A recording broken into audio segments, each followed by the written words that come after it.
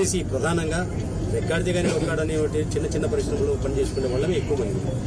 దాంట్లో కూడా minimum wages ఎక్కడా లేదు. మన ప్రధాని గారు చెప్పడంలో వచ్చేసి 174 రూపాయలు ఒక కార్మికుడు ప్రతిరోజు 2 పిల్లలను తాను, తన భార్య, తన తండ్రిని ఇద్దరిని 6 మందిని పోషించుకోవాలని చెప్పారు. పార్లమెంట్ సాక్షిగా మీరు అందరు విన్నారు. కానీ ఈ భారతదేశంలో ఎవరైనా ఆ విధంగా మనం బతకగలిగి చూపిస్తే గన మేము ఎర్రన్నలమంతా మా వచ్చేసి వేరే విధంగా మాట్లాడగలుగుతాం. కానీ అంత దుర్మార్గమైనటువంటి ప్రభుత్వం నడిపిస్తున్నారు బీజేపీ కానీ కాంగ్రెస్ కానీ. కానీ పేదల బ్రతుకులు ఎక్కడ మినిమం వేజెస్ ఎక్కడ లేదు. ఏ కంపెనీలో పోయినా ఎక్కడ పోయినా మినిమం మహిళా కార్మికులకు వచ్చేసి 6,000, పురుష కార్మికులకు వచ్చేసి 12 గంటలు చేస్తేనేమో 10,000, తప్పితే వచ్చేసి 6,000 రూపాయలు 7,000 రూపాయలు జీతాలు ఇస్తున్నారు. ఒకటి చెప్పాను, నువ్వేమో మినిమం కూడా అంటున్నావు.